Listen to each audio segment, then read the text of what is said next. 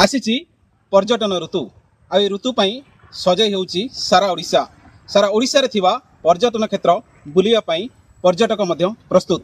एही क्रम रे आज आम आसी पहुँचीचु केन्द्रापड़ा जिला महाकालपड़ा ब्लॉक रो होकीटोला रे जेउठी इंग्रेज अमलर ऐतिह्य रही अछि।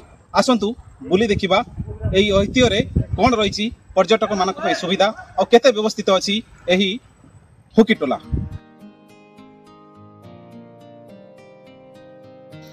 ओडिशा पर्यटन क्षेत्र में होकीटोलार नाम स्वतंत्र।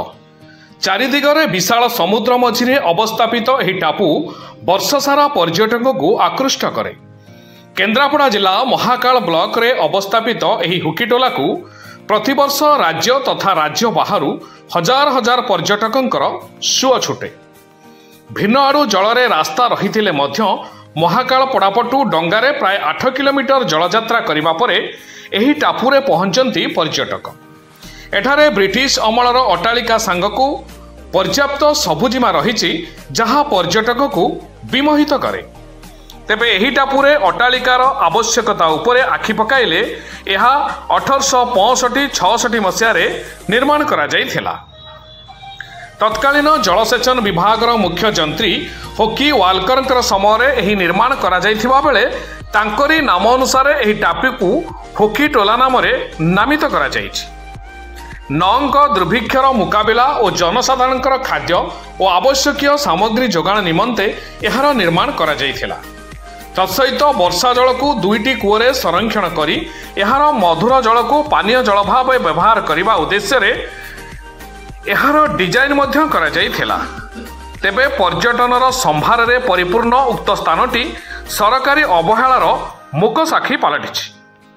एहाकू बुलिबाकू आसुथिबा पर्यटक माने देशी डंगारे बिना लाइफ जैकेट रे विपदपूर्ण जलयात्रा करुथिबा मध्य देखिबाकू मिले एवं एहार तदारख करिबाकू घाटरे कोनोसी व्यवस्था नथिबा देखिबाकू मिले। एहा सहित होकीटोलारू आसुथिबा पर्यटकंक पई स्नान और शौच पई व्यवस्था नथिबा देखा जाइछि। एठारे थिबा अट्टालिका प्लास्टर और चून छाड़ी जाइथिबा मध्य देखिबाकू मिलिछि।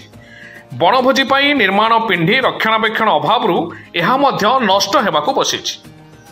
अन्य पक्षरे एठाकू आसुथिबा अनेक पर्यटक माने डंगारे बेधड़क मद आनी होकीटोलार सबुजिमा मध्यरे अबाधरे मद्यपान करुथिबा मध्य देखा जाउछि।